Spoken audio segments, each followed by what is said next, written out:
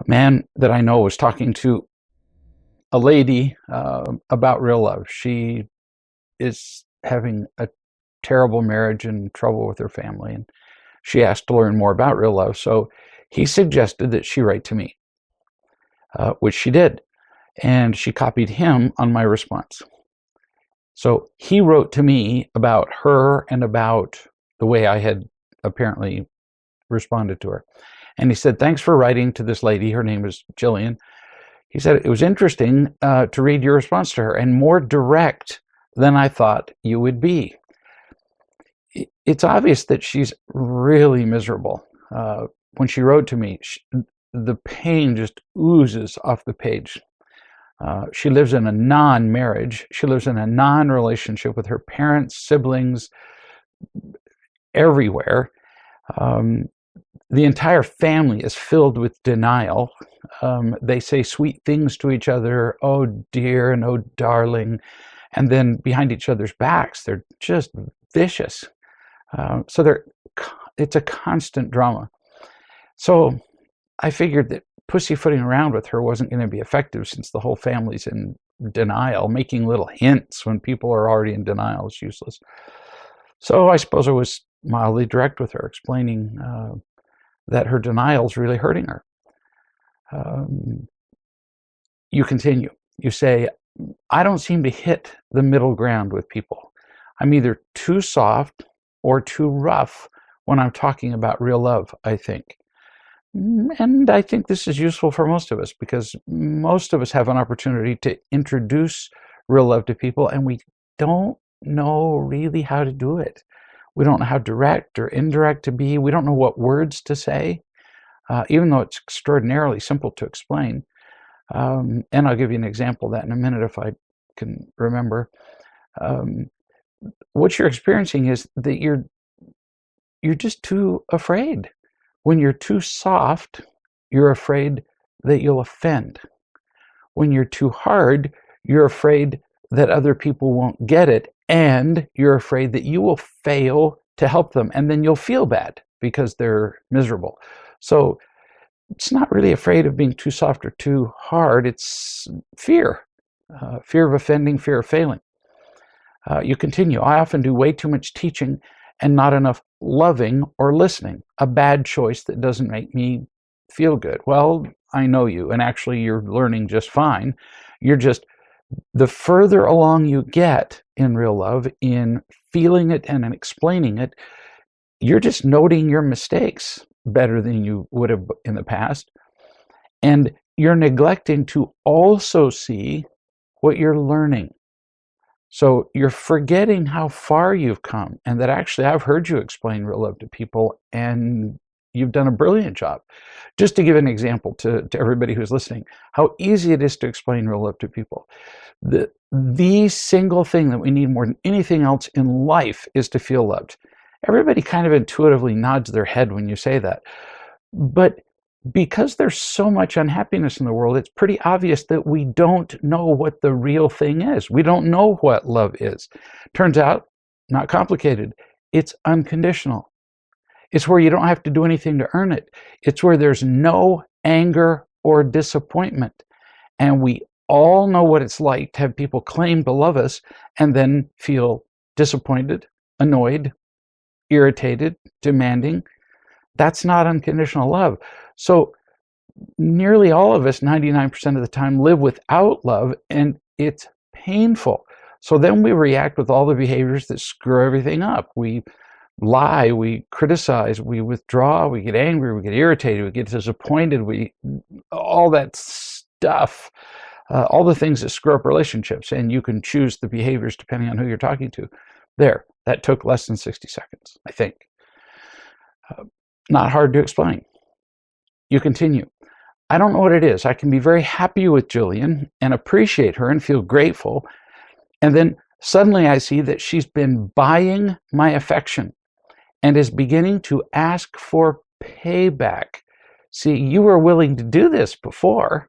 This is what is called civility in the world. This is what's called being social. I am kind to you, you are kind to me. I give you an invitation to my party, you give me an invitation to your soiree. I give you a Christmas gift, you give me a Christmas gift of relatively equal value. We've been buying and trading affection and approval from the beginning of time. You're just beginning to notice it. And it's beginning to bother you that she's been buying your affection. And then after she buys your affection, what always happens? When people give us something conditionally, the bill is going to come due.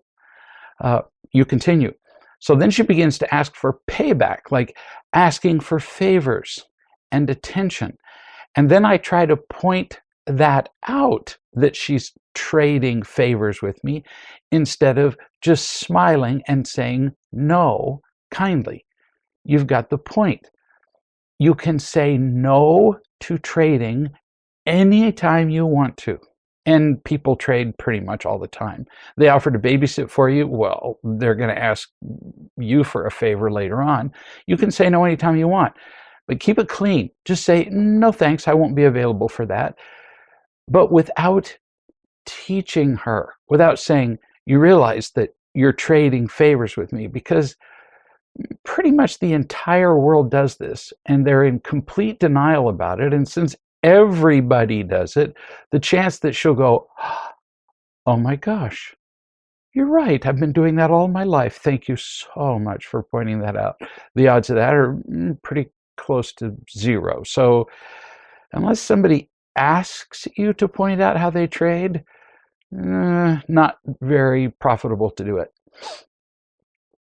You continue, and then she lies about the trading. And then I tell her that she's lying. This is getting worse. And then she just doesn't get it. And I can't let her just not get it and let her off the hook. So I tell her, and then we both feel bad.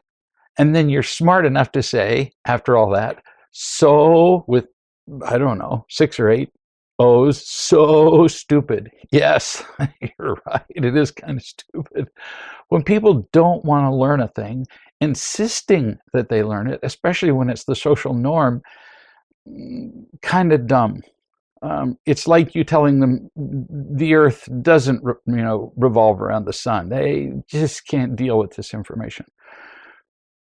Now, it's always courageous of you to be willing to teach a friend, but there's no gain past the point where somebody becomes terrified and incapable of learning.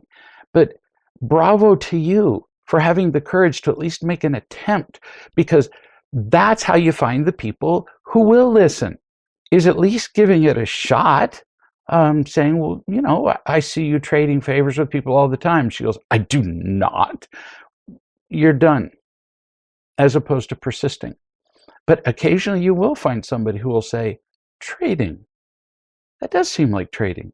And those are the people who are willing to hear what you have to say. You continue. I'll tell you what it is that I find difficult. It's the way that it goes round and round in circles, exactly like it's been all of my life talking to my mother, but I'm too stupid to get off the merry-go-round. Yep, you have this strong need to wrap things up, to make them sensible, to make them logical, to come to a conclusion, which is really not possible when people are not rooted in the truth. Like trying to explain the Great Circle, like explaining navigation routes to people across the ocean when they believe that the earth was flat.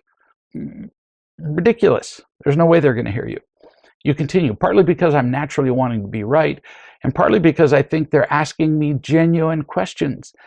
And that this time, you're so optimistic, that this time they really want to know the answer. Like you're all bobble-headed innocent. In general, people only pretend that they want to know answers. Really. Most of the time when people ask you questions, what they're really looking for is confirmation of what they already believe and confirmation that how they're living is right. Rarely do people ask genuine questions about themselves. Very rare. You continue. It's like every single conversation we have is the same as the last time I saw her. We talk about what unconditional love is, and the next time she says things like, well, But all mothers love their children unconditionally, which makes me kind of crazy, you say. But her mother is a screaming shrew, a monster, and never treats her family with unconditional love. And if her own mother is so unconditionally loving as she claims, how is it that Jillian is so unhappy and so rude to her mother? You're beginning to understand her. She is mystified by her life and relationships. Everything is a contradiction. Hence the questions that she asks you. Listen to this, but being mystified is not the same as wanting to learn. She's utterly unwilling to hear the truth, like that most mothers don't love at all. It is not a natural born ability. It has to be learned. You finish saying, some nights I gently explain once and then change the subject. Brilliant. You say this about yourself. Other nights, I really try to get her to see what's true, that her mother never did love her unconditionally, but without blaming, because her mother was never unconditionally loved herself. And you're right. But being right is generally irrelevant with somebody who's irrational. So you've learned some things from this exchange with this person, and you're actually doing way better than you think. I love saying those words, since I spend almost all day telling people that they're not doing as well as they think. You actually teach people unconditional love much better than you think, and you're fairly harsh in judging yourself. Here's somebody who says, tonight I sat down next to my husband, John, and we started talking. It was very nice. He talked about where he wanted to travel and his job and what he'd like to do and projects he's working on, and I listened the best I could. I asked a question every now and then, bless your heart. I was very careful about not giving any advice or my opinion, just listening. And then John said with a smile, I probably talk too much. Ooh, this is a scary moment in a conversation. But you say, then I said, well, I'm happy to listen. This is how conversations were meant to go. People talk because it's important to them. There have been occasions when I've listened to somebody talk for an hour, and after they've left the room, this is in social situations, not where they were asking me to teach them anything. And after they've left the room, people have said to me, do you care anything about that subject? No. You looked like you were fascinated. Yeah, because I was fascinated by that person. I wasn't listening to the subject. I was listening to them and their delight in the subject. So what you did with your husband, flawless. I'm happy to listen. Oh, that's just golden. You keep going. You say, and this took a bit more guts to say, but I said, it's not that you talk too much. Remember, he just said he talks too much. It's that people have never listened to you enough, including myself. Oh my gosh, honey, that was just brilliant to say and sensitive. It was very sweet of you. So far, your conversation is perfect.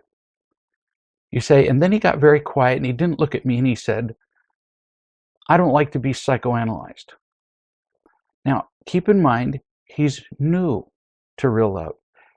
There are some things he doesn't agree with, some things that bother him that he doesn't agree with, that are accusing about his own selfish behaviors. And he's just looking for things to be unhappy about, to be disgruntled about.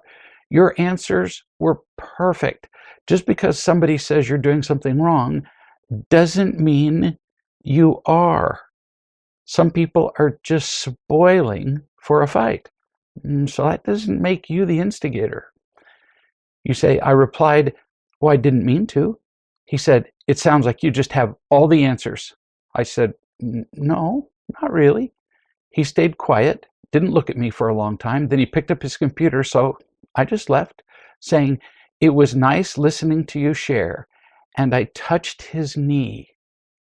Was that okay? This is You could write this down as a perfect conversation with somebody who's resistant to talking about unconditional love. You listened to him. You were sensitive. You said you were happy to listen to him. You touched him. You looked at him. He was just looking for a disagreement, and you didn't engage him. Flawless. You said, I really felt calm and genuine in what I said. I think he's just fighting it. Yes, he is. I know him. He likes to be in charge.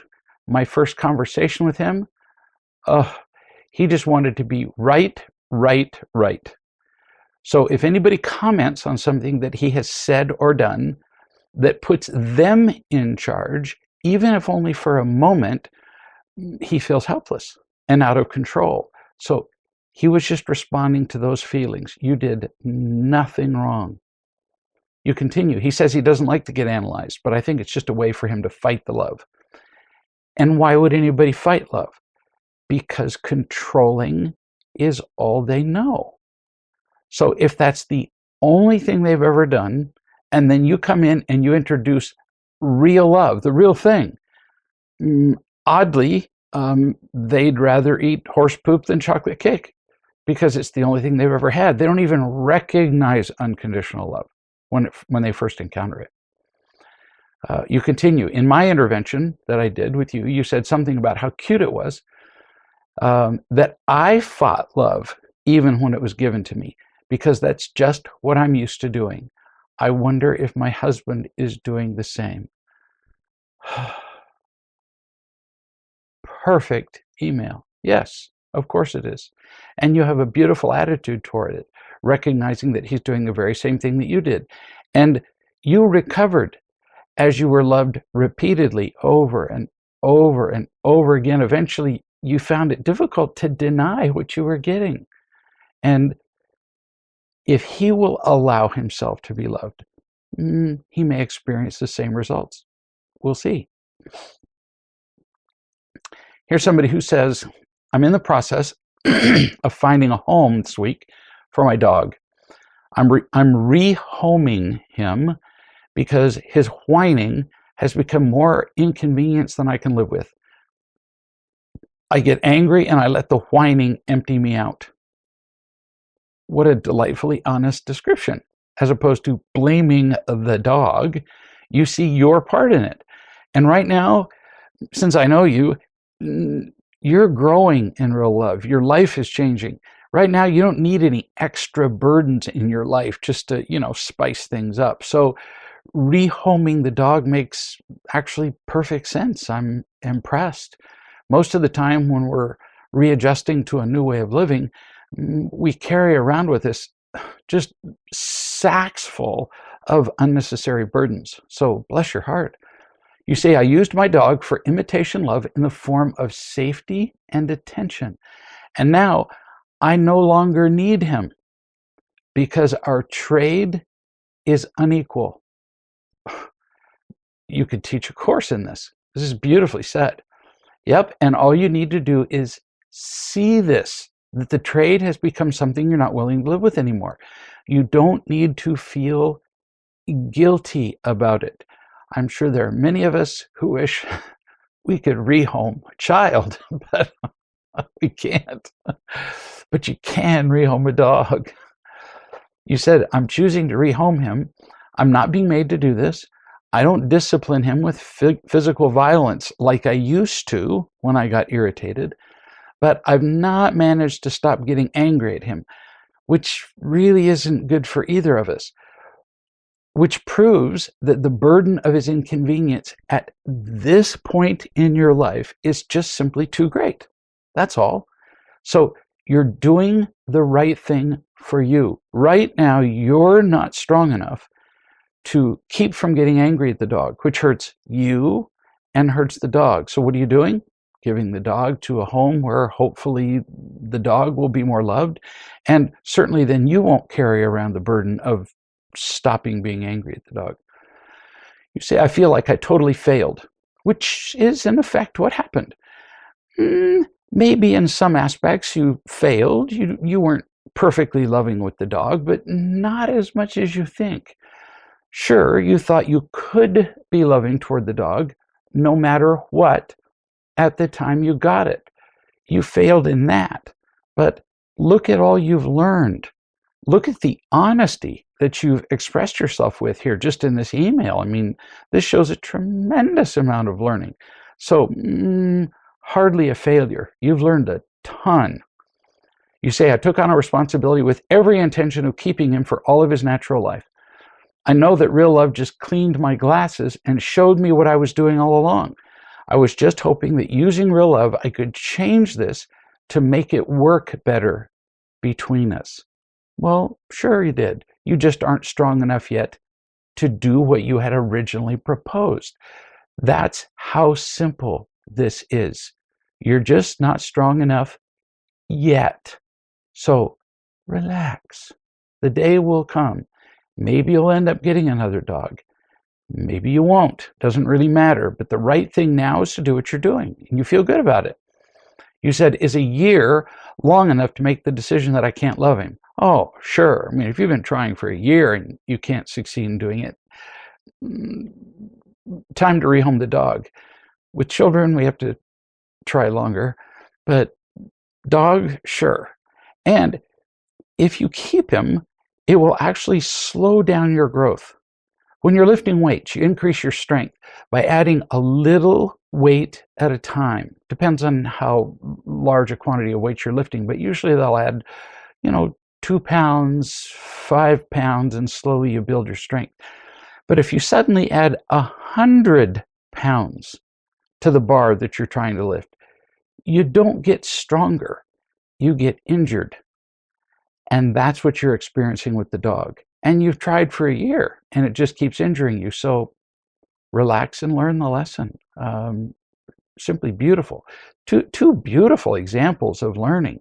The woman talking to her husband, and here a woman who's giving a dog to another home. These are just very insightful.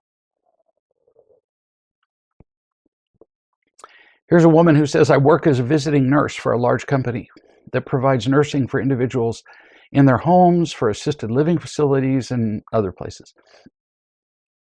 And last night, I got a call from the marketer of our company who informed me that a facility where I see patients has requested that I not return to that place. They didn't say what I'd done wrong. The marketer and my supervisor both emphasized that I am an excellent nurse and they support me. But I'm offended. Clearly, they don't support me if they're willing to remove me from that facility without any just cause or a chance to defend myself. I think the facility is bullying them, and I want to fight this. So, memorize these 4 words. Or no, we'll keep it to 1. Don't. Do not fight this. And no, it's not true that they're not supporting you. You have to understand your company's job. It's to keep in good graces with their customers, this facility being one of them, and to make a profit secondarily. They use you to do that. You both agreed to that. They agreed to use you, you agreed to be used, they agreed to pay you, you agreed to take the pay. And where possible, they support you with equipment, schedules, whatever, and care about you. But here a customer has stated what the customer wants.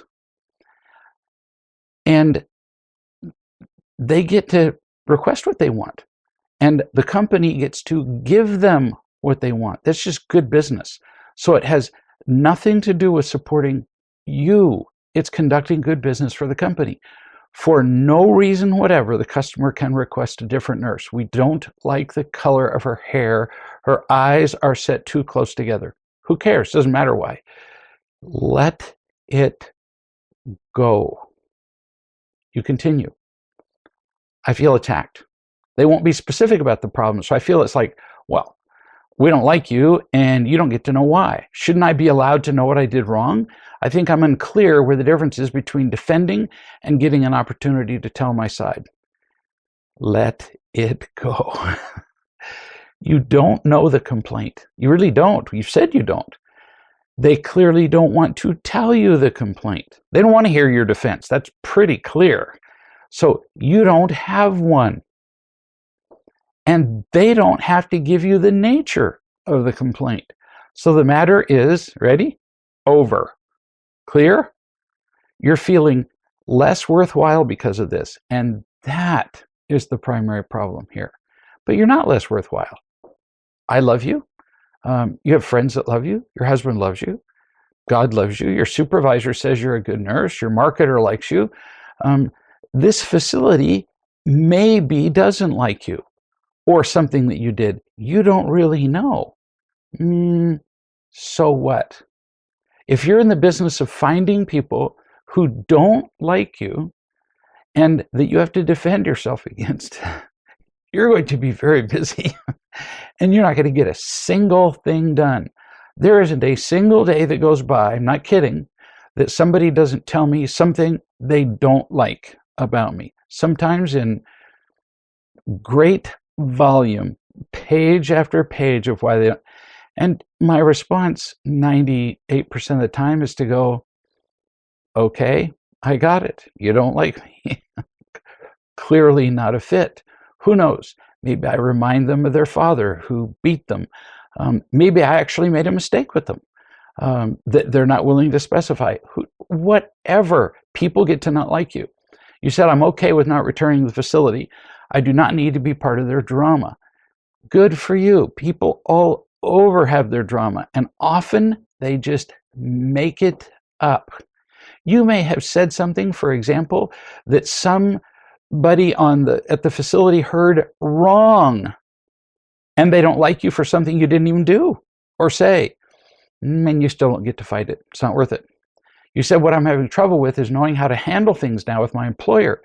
Their guilt over my feeling bad is creating tension, and they're making over-exaggerated apologies and statements to make me feel better. Well, guess why, honey?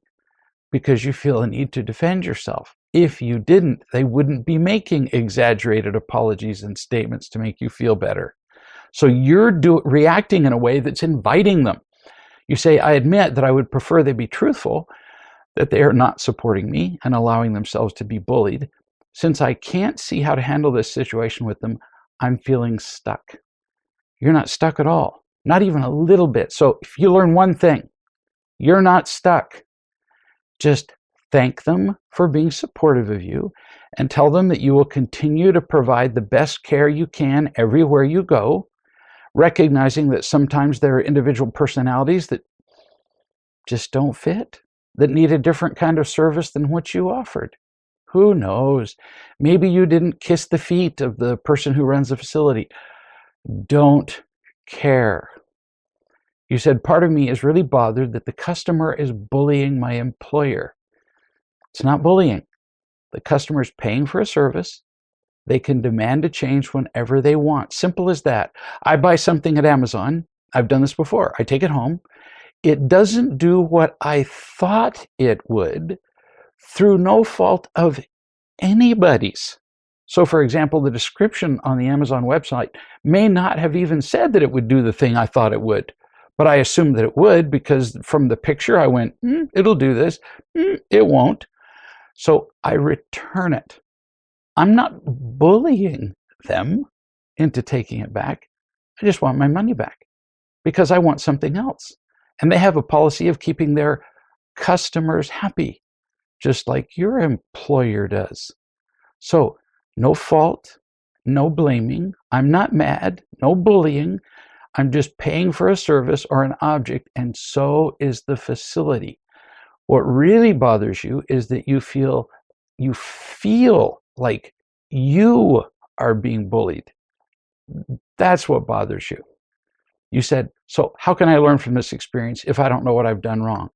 You can learn that sometimes stuff just happens, and there's nothing you can do to change some people. You say, I'm a good nurse. I work hard to do what's right for my patients. Despite having limited training here, I'm thriving, getting my work done without complaining or excuses. I guess I'm looking for some recognition or gold star for that. And this event might tarnish my employer's attitude toward me. It doesn't feel tied to my worth. It feels different than that. Is it wrong to want your employer to recognize your hard work and appreciate it?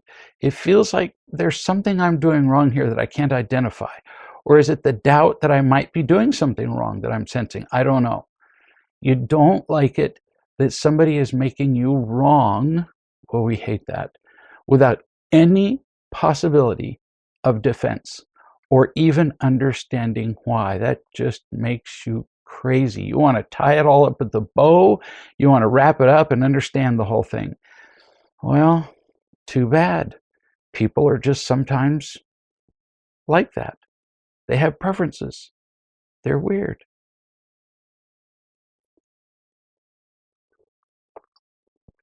I know a man who is still figuring out what he wants to do for a living. So technically, he's unemployed, although he's quite busy doing a number of things to prepare himself for employment. And he wrote, recently I went to a real love group, and one of the people there asked me when I was going to get a real job. I felt uncomfortable, probably even had my feelings hurt. How should I have handled this? When people speak, remember that they're rarely thinking of you. This will help you more than I can tell you. Really. They're thinking of what they want, what they think is proper or right, or who has or has not done something for them. So that's all that happened, was that he was thinking of himself and how he could fit you into the right box. How could he possibly in his mind describe what you were doing if you didn't have what he calls a real job? Simple. It's all about his inability to be sensitive to you. Let it go. Don't make a thing of it. Here's somebody who says, my boyfriend, Bob, and I have been seriously dating for like 2 months. In the next couple of months, we're planning a couple of trips, one out of the country. Now, here's what I'm wondering. I can pay my own way. I can afford it. But I'm wondering, should I use this as an opportunity to see how willing Bob is to share his finances with me? I don't want to be demanding, but he makes like 3 times what I make in a year. So what would be a good way to approach this? Oh, it's very wise that you're asking this, because already you're kind of playing around with what a partnership's going to look like with this guy. So you just as well start now. Straight out ask him. Just say, how would you like to do the finances for our trips? Just like that. Memorize that question. Now, what that does is it gives him a chance to offer to pay for all of it, which is reasonable considering his income. 3 times yours, which gives him very likely 5 times or more disposable income than yours. If he says, well, what do you mean? Which is a way of kind of avoiding the question. You can tell him that everything you two are doing now, since you've been together for a little while, is practicing toward the possible goal of being partners. Partnership is a lifelong practice. It's not suddenly achieved by moving in together or getting married. And since your income is significantly less than his, you could say that you thought it might be reasonable that he pay for more of the expenses of both trips, if not all. Don't be bashful. Just tell him, this is what I think would be reasonable. What do you think? And now you two are having a real discussion, as opposed to you both avoiding the subject, which is really not a great way to begin a relationship. See? And if he tells you something like, well, I think we should split it equally, you're learning how it's going to be when if you should happen to get married, aren't you? Because I can't tell you how many marriages where one partner is wealthy and the other one's not. And the wealthy partner requires the much less well-off partner. I mean, sometimes 10 times, 100 times less well-off, requires that partner to pay for half of everything, which is insane. I know a man who was worth millions and millions of dollars, and he got married, and the way he set up the prenup was that if she didn't do what he wanted at any moment, he'd just throw her out of the house, and what she got was Nothing. You'd want to learn that kind of thing now, before you actually move in together or get married. And this is how you find out what his attachment to money is. A woman wrote and said, I have a great wise woman who has stuck with me and loved me for months. But lately, sometimes she takes a long time to answer my texts, or she doesn't answer some of them at all, and I'm getting worried. Am I bothering her? Is she getting ready to leave me? I don't know what to do. You said what matters. You said what matters right in the beginning. You said, I have a great wise woman, which means she loves you. She already has loved you. She's proven that she loves you, or you wouldn't have said that. Now it's your job to trust it and remember it. We talk about this a lot when it comes to real love. We talk about it in the video chats pretty much every week. We find love, we trust it, we remember it, and then we share it. Sometimes we get stuck at finding, supposing that the more we get, the better, which is kind of what you're doing here. In the beginning, getting is great. In fact, it's necessary. It's like a nursing baby. They just need to get, and they get every few hours, and they cling. And in the beginning, people get to do that with love. You cling to a wise person. You use them for love. You get all you can. In the beginning, that is perfect. One person said to me one day, well, I'm afraid that I'll be clinging to you. And I said, why would you be afraid? You're an infant. Cling away. You're supposed to be clinging. You never got to cling to a healthy adult for love as a child, so cling now. But increasingly, it becomes our job to trust and remember, not just to cling. Now, you've been doing this long enough, you've been getting enough, that I suggest it's time to trust and remember more. Enjoy what you do get. Be grateful all the time for what you do get.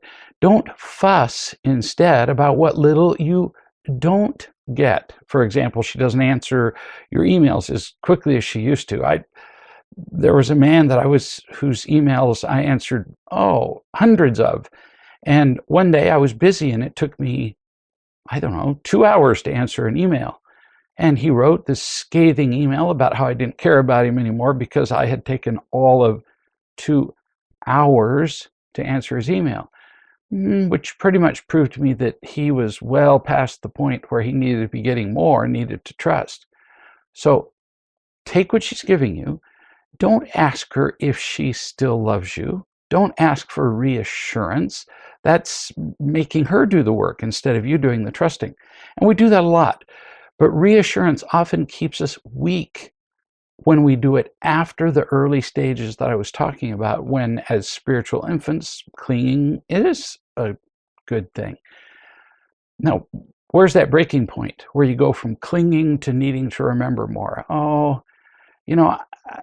It's not in time, it's in amount of love that you've gotten. So, I can't tell you what that is in pounds or kilograms or miles or quarts or gallons, but at some point when somebody's loved you enough that they've proven that they've loved you, then asking for constant reassurance becomes kind of silly, kind of lazy, really.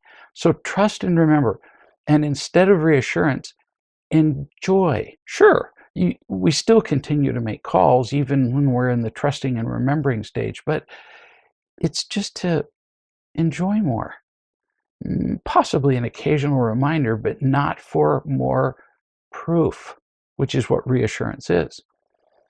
One wise person wrote to a lady that she was coaching who asked for lots of reassurance. She said this to the person she was coaching: "You're acting pathetic, so that I will give you sympathy and reassurance." She didn't mean pathetic as in disgusting. She meant pathetic as in seeking pathos, seeking feeling, seeking sympathy. You do that, so I'll give you sympathy and reassurance. No amount of reassurance will build your faith. That's well said. You have to do that on your own. Nice. I have an 18-year-old child, Suzanne, living at home with me between high school and college. She worked hard through high school, and we rewarded her with a trip to Italy and France for a couple of weeks.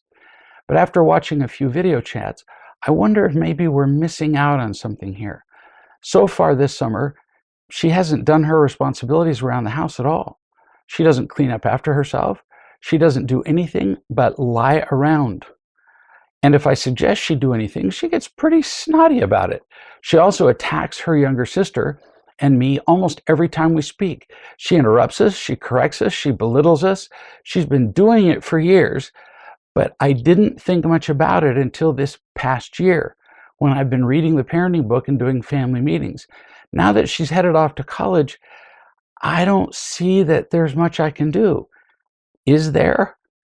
I would suggest that everybody who's listening see the blog on the membership site from April 23, 2014 that addresses this in considerable detail. But kind of to summarize, we go to great lengths to fund a child's school education. Elementary school, in other countries they call it different things, primary school, high school, secondary school, homework, college, university. But oddly, educated people aren't happier. Smart people are not happier. Rich people are not happier. Who is? Loving people. And yet, we don't teach our kids how to love. Why don't we? Mostly it's ignorance. We don't have to be loving ourselves. And because we're afraid of our kids. Teaching a child to be loving requires moments where the child isn't going to like it, because it requires the child to be selfless. And we don't want to incur our child's disapproval. Suzanne has been trained by you, unconsciously for sure, to feel entitled. All she has to do is raise her voice and make a demand, and she gets what she wants. How do I know? Well, I've seen her do it, for one thing, and you've described it to me. But now she's about to leave and go off to college. So why do you care? Because entitled kids have horrible lives. They're unhappy forever because they think they own the world. They think their opinions are the only opinions. They think that everybody is supposed to do what they want. They make terrible partners, horrible parents. And you've got a couple of more months, even though it's not very long, to teach her.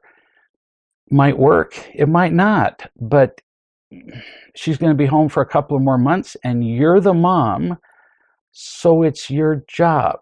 Her dad's not around, so honey, it's either you or me, and it's going to have to be you. So just some general suggestions. We've talked about this kind of thing before, and you can read about it in the parenting book. If she doesn't do her jobs, you remind her once. First, you have to be very clear about what her jobs are. Very clear. Clean the dishes off the dining room counter, put them in the dishwasher, wash the dishes, do the laundry by, and you have to be clear about when. Every day by 7:30, you have to have the dishes done. Whatever, give her jobs. Then you describe you remind her once, then you start applying consequences. She loses privileges. She loses the privilege to do things that she enjoys, like her electronics, for example, computer, cell phone, iPad, and so on. And then if she continues to ignore you, then she has to move out. See, would you let somebody just move into your house who ignored all the house rules? Somebody off the street? No. Then why do you, if you are renting a place and somebody were trashing your place, would you let them stay there? No, but we let our kids do it, which is insane because we're afraid of our children. And yet we're teaching them what? To be irresponsible so that they'll be unhappy for the rest of their lives. If she's snotty or attacking or interrupting or critical, you remind her once. For example, you might say, "What are you doing right now?" You don't stop her as in, "Stop that." There's no instruction in that. You require her to participate. "What are you doing right now?" And if she says, "Oh, shoot, I'm being snotty and I'm being controlling," not a problem. She's learned the lesson. You're done. But if she goes, "Well, I don't know what you're talking about," or she argues with you, she keeps it up, then she has to leave the room and leave her electronics in the room with you. She loses those. And if she keeps that up, she leaves home. This stuff is so important. Entitled kids are proliferating the world around. They're being taught on television and everywhere else that kids get to do whatever they bloody want to do. And those kids are doing whatever they want to do. And they're turning into very unhappy adults with terrible relationships. If you have any doubt, turn on any reality show you want to. I once had an adult child who was 30 years old. And because of his snotty attitude, the whole family was gathering together for Christmas, and he was disinvited from Christmas. The whole family's gathering together, but you can't come. You're kidding. Nope, not kidding. We've talked to you about your attitude, and you're not changing it, so we're not willing to have that attitude in the house. Is this withdrawing love? No. I just won't allow that attitude in this loving home. It would be exactly like telling somebody, "You can't smoke in my house." Do I care that they smoke? Nope. If somebody smokes, will I withdraw my love? Nope. They can go smoke themselves to death. They can smoke 20 packs a day for 20 years. I don't care. But you can't smoke in my house. Why? I don't like the smell of it in my house. And neither does Donna. And we don't like the smell of snotty attitudes either. And it's a lesson we've really got to teach our kids. If we don't teach them, who's going to do it? Today, somebody wrote me and said, "Today I got a request from my ex-husband to take him to a doctor's appointment tomorrow. But I already had a lunch engagement for that time.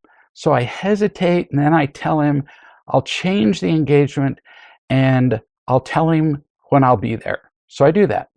He calls later to say a friend of his has agreed to take him instead of me. I said, "But I already said I'd take you." He attacks me saying, "Well, but you sounded hesitant. And I've come out to help you in the middle of the night. Once I was sick one night, and I decided there was nothing I could think of to say that wouldn't prompt an angry response to him, or an argument or a defense from him and me. So I said I would talk to him later. Do you have any suggestions or comments?" First, the hesitation when he asked you if you'd be willing to take him to the appointment.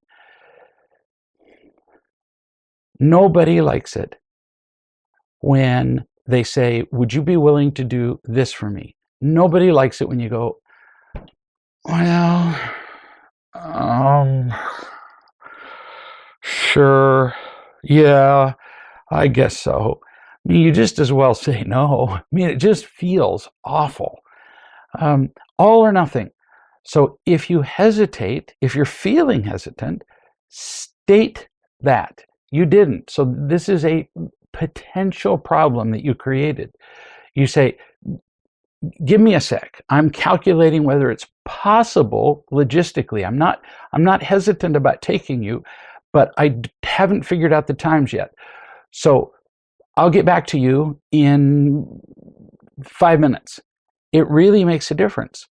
When you hesitate, people would rather you didn't do them the favor often because it just feels icky. Now, he's clearly not able to offer you anything unconditionally. He keeps track. You were hesitant, so he reminded you of the time he did something for you. 2, he's found a ride for tomorrow. So you're off the hook and you have nothing to say because he's not going to hear you. So drop it. There's a reason he's your ex-husband. So you're not trying to work out a relationship now. Too late. I know that you said you would talk to him later, but nothing's going to help. So leave it alone. No matter what you say, he's going to feel attacked. My daughter, Jeanette, she says, we don't make kids say please and thank you, but we do model what it looks like. So we do teach them what saying please looks like. We teach them what thank you looks like, and we do it with them. But we don't make them do it with other people. So one day, Bruce, her son, was playing with another kid. And he said, can I play with that toy when you're finished? Which is a really brilliant thing to do, as opposed to grabbing and hitting the kid with a hammer. The boy said, what's the magic word? Which you can tell his mother has said to him before, or his dad. And Bruce immediately says, abracadabra. I love that. We never made our children say please and thank you, not to anybody. But we also told them that if you don't say please and thank you, there are some people who are going to be really annoyed with you. So you have to be willing to, you have to understand that there may be a price that you'll have to pay as a result of not saying please and thank you, especially at school with teachers. So when our kids came home, and in the South, for example, when we first moved here, it was commonplace to say sir and ma'am to teachers. And my kids said, do we have to say sir or ma'am? And we said, no, you don't have to. But if you don't, is it really worth it? Because your teachers will think poorly of you. They won't ask you questions the same. They won't hear your answers the same. They will grade you differently. It will affect the rest of your school. Is it really worth it for you to stand on principle and say, I don't have to do that. My parents told me I don't have to. So I remember a couple of them tried it, tried not saying sir and ma'am, and then they just gave up. It's called a social convention. Sometimes it's just not worth fighting all of society. I know a woman who's been very unhappy all of her life, angry, miserable, fights against almost everything. And I've tried to explain her selfishness, her need to be right, her sense of entitlement, that everything has to go her way. And she wrote, she said, I was thinking this morning about a couple of memories of my last relationship where I became so selfish and needy, and everything was about my unreasonable needs that weren't getting met. In particular, a time when I have myself a present disguised as a birthday present. The experience turned out really flat and unfulfilling because it was really all about me. And I can picture you doing this.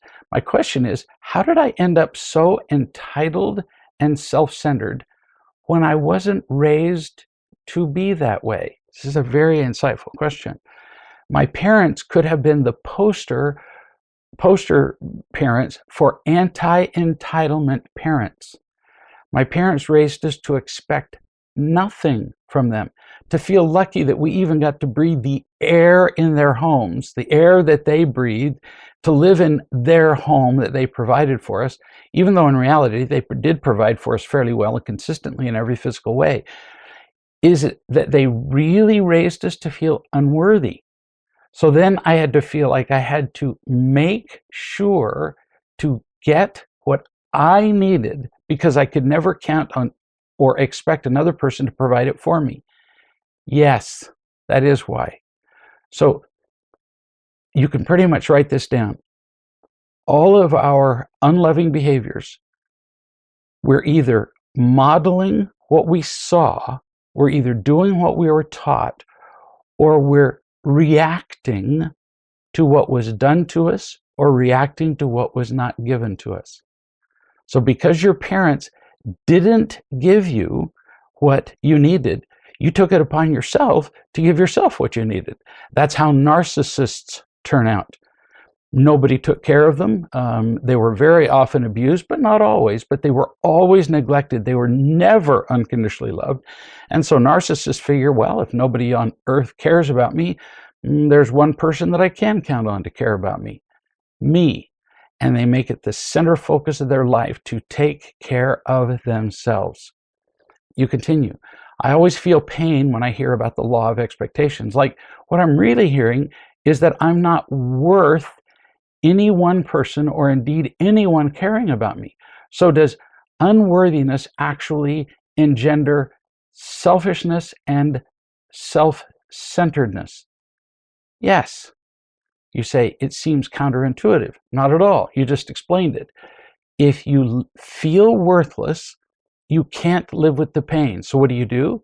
You grab everything you can. You insist on it. Every narcissist started off feeling worthless. You push for it. You manipulate people. You intimidate people. If you felt, this is the ultimate proof, if you felt worthy, you wouldn't need to do all that. Do you see? So unworthiness actually generates selfishness, but it's a very unhealthy way of getting our needs fulfilled, and so it doesn't work. And then because nothing that we get is received freely, because nothing that we get is given freely, then we don't feel any more worthy, so then we push people and manipulate them even more to get what we need, and it's a horrible cycle that never ends for the rest of our lives. So the only way we can really feel happy is to find the unconditional love that we need, to trust the love that we need, to remember it, and then eventually to share it with others, which becomes a lifelong pursuit that never ends and never stops rewarding us. Guarantee. We'll see you in a week.